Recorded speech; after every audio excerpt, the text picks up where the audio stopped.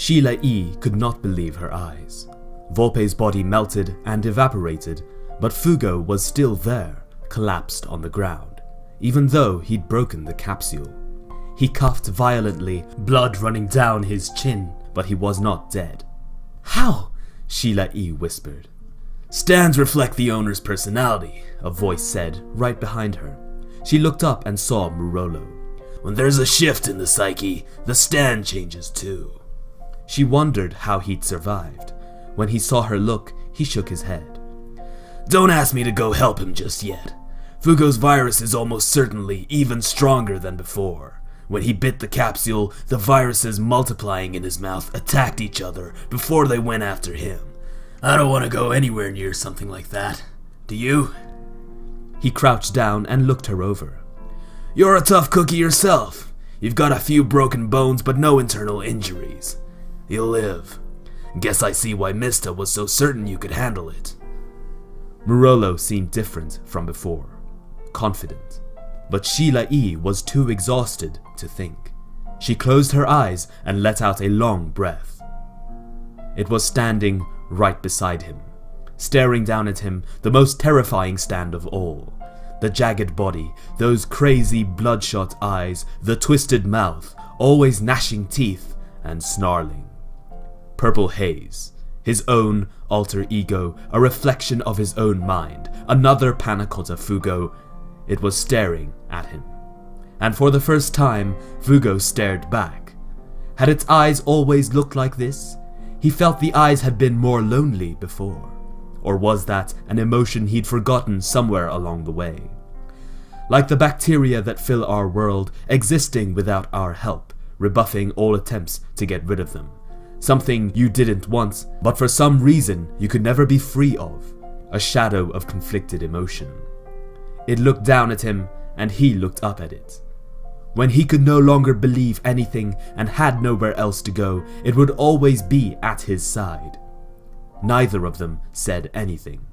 A tiny bird flew past overhead. It flew up towards the moonless sky and vanished, swallowed by the darkness. Stand name Purple Haze Distortion. Owner Panna Cotta Fugo 16. Destruction A. Duration E. Speed B. Control from E to C. Range from C to E. Potential from B to unknown. Power. Disseminates a deadly virus. Has developed into a more virulent form. The viral cells now attack other cells of the same virus. The stronger Fugo's attack, the less damage to his opponent. The virus simply consumes itself. Fugo now has to pull his punches to ensure a kill. A rather perplexing nature. Though Fugo himself can still die when the virus infects him, the stand itself appears to be immune. Why this should be remains a mystery.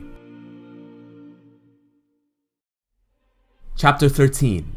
Surdato nnammurato. 6 months ago, a man known as Leaky-Eyed Luca died, and orders came down for Buccellati to investigate. Luca was a member of Passione and had apparently beaten himself to death with his own shovel. His death had been ruled as accidental, brought on by the side effects of drug addiction. But, just in case, an investigation was called. This seemed hardly a job worth Buccellati's time. He was on the verge of being made capo. Fugo offered to take his place, but Buccellati took orders seriously and decided to carry out the investigation personally. Fugo was to remember this in days to come. After all, the story had no ending. Fugo heard nothing more on it. He was not even sure Buccellati had investigated anything. A few days later, their capo, Polpo, had killed himself in his prison cell. Buccellati was promoted to take his place, and they were given the job of guarding Trish. Details like the Luca inquiry slipped by the wayside. But, thinking back on it, Buccellati had gone out to investigate and come back talking about a boy he'd never mentioned before, saying that he might be one of them soon. Fugo and the others had not been able to hide their surprise. "What the hell? Who is this guy?" Narancia demanded. Buccellati shrugged him off. "Just someone I thought was worth trusting. If you got a problem with that, join someone else's team. That got under everyone's skin. Hey, Abacchio snarled. That wasn't called for. We trust you. We don't know what to think about some kid we've never even met. Bucciolati remained unmoved. If you trust me, then you should trust him. Then how about you let us check him out before he joins the team? It's not necessary. You're hell-bent on this then, Mr. snorted, scowling. They all protested, but Bucciolati was very clear. You aren't changing my mind. This is gonna happen. They were forced to drop it. This behavior was very strange, very out of character for Bucciolati. And thinking back, our fate was sealed that day. The moment Bucciolati met him, he had already made his choice, just as Fugo had made his when he first met Bucciolati. Strange. In a sense, Bucciolati was late to the party. Everyone else on the team had changed their lives when they met him, but Bucciolati himself had no such turning point until he met that boy. They had trusted him, believed in him, been certain he could do anything. And Bucciolati had never known what that felt like, never known what it was to admire someone, to entrust your dreams and your future to them. A week had passed since the battle in Sicily. The sound of Fugo's cough echoed through the dimly lit restaurant. It was very early, well before the place opened, so there were no customers. The man who'd shown him to his seat had vanished, leaving him alone. Sunlight streamed through the cracks in the curtains, but there were no other lights. There was a radio on, tuned to a program called Inside Classical Music. It was playing the sweet canzone of Ti voglio bene assaje by Donizetti. He coughed again. This was a restaurant, but he was unable to eat anything. The virus had died out in an instant, but had rampaged through his mouth, damaging it badly, and the inner layer of his respiratory tract had been peeled away, left in tatters. He was unable to swallow anything, and had been living on an IV for the past week. The stitches sealing the wound in his side had yet to be removed either. Even in this condition, Passione had seen fit to summon him. He was finally going to be dealt with. He had, at least, carried out his orders successfully, but how they would have viewed those results, he couldn't begin to say. He was not told who would be meeting him. Perhaps no one was coming at all, and he would simply receive a message. He tried to repress his cough, but wasn't entirely successful. There was blood in the cuff, and he tried to take out his handkerchief to wipe it, but his fingers shook so much he dropped it. Damn it. He bent over to pick it up. Then, over the sound of the radio, he heard a small clink, the sound of a fork touching a plate. He turned to look. Without his noticing, another customer had arrived and was sitting at his table. There was a plate in front of him, and he had a fork buried in the food. It was a boy with curly blonde hair and a brooch shaped like a ladybug. Fugo knew the boy, but not very well. He had only worked with the boy for 3 days. But this boy was not the kind one could forget. There was an aura to him, a mix of darkness and light that made an enduring impression. The boy looked down at Fugo, frozen halfway to the handkerchief. It's the damnedest thing, he grumbled. The chef here is incredible, but for some reason he insists on serving me chicken and duck. I've never been a fan of fowl, but he keeps saying I haven't lived till I've had this succulent meat, even though the octopus salad here is to die for. He pushed the food around his plate with the fork. I didn't order this roasted chicken and potato dish, but he insisted on serving it anyway. And if I don't eat it, he'll be furious. It smells good, don't you think? Then again, you always liked chicken. Fugo blinked. A few seconds ago, the blood in his throat had overwhelmed all other scents, but now he could clearly make out the rich scent of garlic and onion sautéed in olive oil. He put his hand to his mouth. The throbbing pain of a few moments ago was completely gone. Even the teeth he'd lost were back in place. This is... The handkerchief at his feet was balled up. He picked it up and unrolled it, and found brown threads in it, the stitches that had been holding his side together. All the aches and pains in his body were gone. He'd been completely healed. This is his stand. Control over life, That was the power of the boy's gold experience. He had no idea what had been done or when. The gulf between their powers was so immense they barely existed in the same world. Stunned, he looked up. The boy lifted the fork to his mouth and chewed a few times, making a face. I suppose it tastes okay, but I'm just not a fan. Bad experiences in early childhood, I suppose. I remember my mother never serving anything for dinner but yakitori. You know what that is? Japanese food, cooked on skewers, designed to snack on while drinking beer. You impale the meat on sharp little sticks. Not exactly safe for small children, is it? Painful memories, I tell you. They tell me that it helped me to grow, but it's hard to see. Can you sympathize at all? And I just don't really like greasy food. It's like a sponge soaked in oil. For all his protests, the boy was shoveling the food away. Jordan, Fugo started, then stopped. He wasn't sure what to call him. Boss? Oh, right. Do me a favor and call me Giogio, the boy said. Boss was Diavolo's title, and we're trying to change things up around here. Giogio flows off the tongue nicely, don't you think? But it seemed much more familiar than calling him by his name. Fugo wasn't sure what to do. Giorno Giovanna. He couldn't read this boy. So, Fugo, you must have a lot of questions, Giorno said, putting his fork down and wiping his mouth with a napkin. And it's my job to answer them, so ask away. Well, he stammered. The song on the radio had changed. The Donizetti song had ended and a new voice emerged.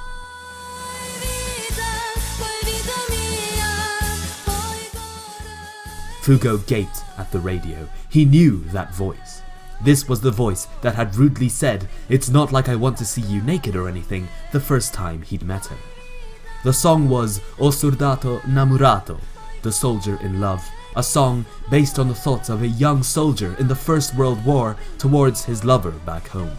It was a little forlorn, yet oddly cheery, with a march-like strength to it. Sung by a young female voice, it had a beautiful purity to it that soared above the accompaniment. When the song ended, the host began interviewing her. Well, it's a pleasure to have you here in the studio. Let me introduce you to our listeners. This is Trish Una, a promising new star. Hello, everyone. Now, Trish, you've been touring successfully, and I hear you've got an album coming soon. Well, I couldn't have done it without my fans. You've been on stage your whole life, I hear? You and your mother together. Yes, she passed away recently, which was hard. I'm finally getting better.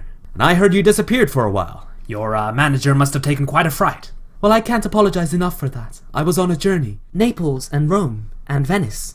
Just soaking in the sights. And that was how you grieved? Yes, and through the help of some good friends, I was able to pull through. Well, thank heaven for good friends. I'd be lost without them. I owe them a debt I can never repay. And I hope that our listeners will support you in kind. Coming up next, we've got a special on the... Another song started playing, but Fugo heard none of it.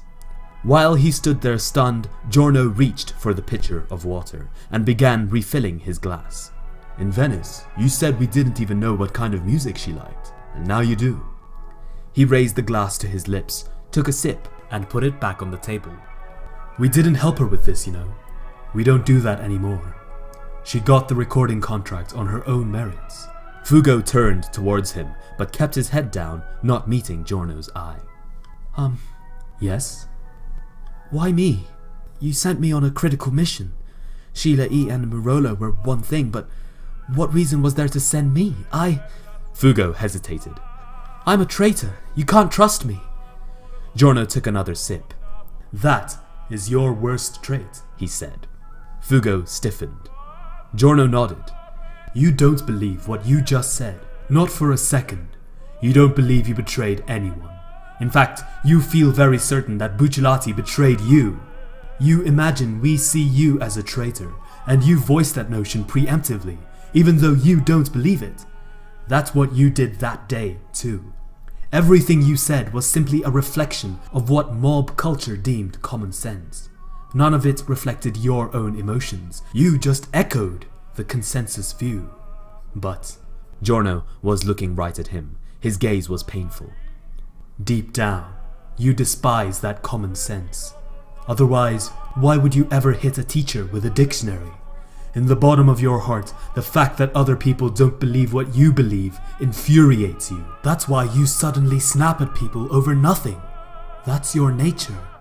Without realizing it, Fugo was shivering, like someone was holding ice in direct contact with every inch of his skin. Giorno kept talking. We once fought an enemy called Notorious B.I.G. This was after you left the team, so you wouldn't know, but he was unique. Giorno folded his arms, frowning in thought. This was an enemy whose true power only activated after the stand's owner died. He was powered by hatred his owner felt at the moment of death, and no longer needed the human to think for him.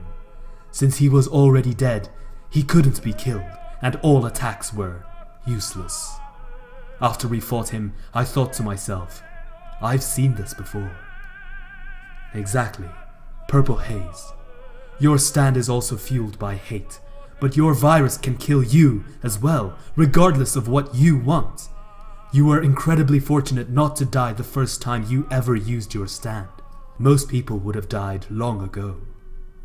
You spoke as if there was no reason for me to pick you, but it's the other way around. You were my problem. The rest was secondary. Dealing with you came first. It would have been easy to kill you. But what if we killed you and Purple Haze didn't die? If your stand was unleashed upon the world, we'd have no way to fight it. The world would end. The thought was terrifying, and Fugo listened, stunned. Yet Giorno's tone remained perfectly calm. Only one person could do something about that. You, Panacotta Fugo, the only person who can change your stand, is you. Could you overcome your own fear and hatred for your own virus? I gambled everything on that. I couldn't force it. You had to do it yourself, make up your own mind. The only thing that ever worried me was whether you could do that. But I didn't worry much. And why not? Fugo said, looking up. I didn't know you well, so it was hard for me to judge. But Bucciolati trusted you, and I trusted Bucciolati. So there was no reason to worry. Giorno was looking right into his eyes. Fugo couldn't look away. The other thing I was concerned about was Sheila E. Working with her, I'm sure you noticed, but she has a tendency to punish herself, choosing to place herself in danger, trying to sacrifice herself for a good cause, but that's not what true resolve is. She needs the courage to retreat. I was hoping she would learn that, working with someone as careful as you. Whether she did, remains to be seen. Courage. He remembered Kokaki had used that word. You know so little, Fugo. Everything you think you know is shallow knowledge, only scratching the surface. You know nothing of courage, nothing of the strength men find when they cast aside their ego to live. Men without courage are like fleas, doomed to be slapped to death when they try to suck the blood of humans. The man had been right. Fugo hadn't known anything. Seeing the look on his face, Giorno nodded. That is a goal all humans share, to learn what courage means to you. It is our role as humans to search for that answer our entire lives. It's like a door. As long as you don't open it, you'll never find your way. You're standing in front of that door now. You finally made it here. The rest is up to you. There's something I need to return to you. Giorno motioned towards the table. Fugo looked down and saw an envelope. He opened it. There was a photo inside. He gulped. It was the photo they'd taken in front of the lagoon, Bucciolati's yacht. A picture of the whole team standing in the sunlight. Fugo's expression indecisive, Bucciolati's somewhat embarrassed, Nista and Narancia grinning from ear to ear, and Abacchio stoic. They were all so full of hope that day. Staring at the picture, Fugo found himself shaking again. He lost his grip on the picture and dropped it. Giorno chose that moment to speak. What do you say, Panacotta Fugo? Will you lend me your talents again? I have a dream, and I need friends to help me with that dream. Giorno held out his hand. That hand seemed like a symbol of hope, like all his sins would be forgiven if he took it. Fugo's entire body was shaking. This was his third choice. The first time he'd joined. The second he'd left. And now he was silent. He sat in silence for a long moment, his head down. Then drops started falling on his lap. He was crying. Tears streamed out of both eyes. He couldn't go, couldn't move forward, couldn't take a single step. He sobbed. What's wrong? Giorno asked gently. Fugo could not look up. He could only think, why am I here? Not Bucciolati. Why am I the one swearing fealty to you instead of him? It would be so much easier then if Bucciolati was swearing fealty and I was standing behind him watching. That would be so simple. He was sure everyone would have something to say. He could almost hear them. Huh? What's going on? Giorno's younger than you. Oh, but wait, Bucciolati's older than me, so... screw it. It's all good. I can't say it sits entirely well with me, but if Bucciolati's cool with it, then I'll follow. I'm calling this right now. I won't be fourth in command. Then they'd all laugh. Fugo could almost see them. They seemed much more real than he did. Yet none of them were here. Only he was, and he could not accept that. He couldn't stop his tears. Why? Why was he suddenly crying after all this time? If he was going to cry now, why hadn't he gone with them? This was beyond regret. What he'd missed was too big and would never come back. Giorno was standing before him. His shadow fell on Fugo. Fugo looked up. Giorno looked him right in the eye. Half a step, he said. If you can't take a step forward, then I'll step halfway to you. Everything hinges on your decision, but if grief anchors your feet, then let me share it. Fugo felt as if he had just now understood, for the first time, why Bucciolati had decided to put his life in this boy's hands. He felt this, not in his head, but in his heart. Joe. His legs shaking, nearly crumpling, he leaned forward. He fell to one knee, but he grabbed hold of Giorno's hand. Giorno spoke softly. All we can do for those we've lost is move forward. That is our duty. Not to destroy everything we don't care for like some petty god, but walk painfully forward, relying on whatever we can, even the feeble light of a star. Fugo had stopped shaking. He leaned his face close to the hand he was clutching, placed his lips on it, and spoke. As long as I live, I serve your dream. Please, accept my body, my heart, and my soul. That is my hope, and that is my future. His face was clear. His oath was true. I am yours. Our Giogio. Beyond the sunlight streaming through the curtains, bells sounded, signaling the start of the day. Purple Haze Feedback. The end.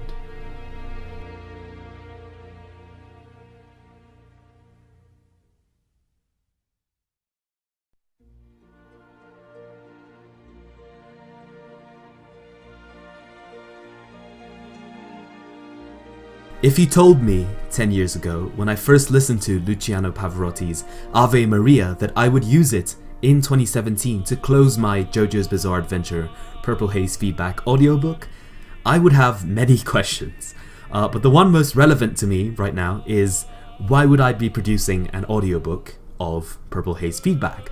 And to that, I would say not only because I love the work that it is based on, JoJo's Bizarre Adventure, nor because I enjoyed the text itself, but more honestly, because I had a wonderful audience that loved to listen to every episode, and they've been my inspiration and my motivation to get this audiobook out. So, without equivocation or exaggeration, I wanted to thank you, the audience, for following along and supporting this audiobook. I hope you enjoyed listening as much as I enjoyed making it. and I'll see you for the authors afterward and my own review of Purple Haze Feedback just after the new year, which is when I'll do my analysis of this chapter as well. But for now, I just wanted to say thank you very much for listening to this audiobook all the way through. It really means a lot. Goodbye for now, and I wish you a happy new year.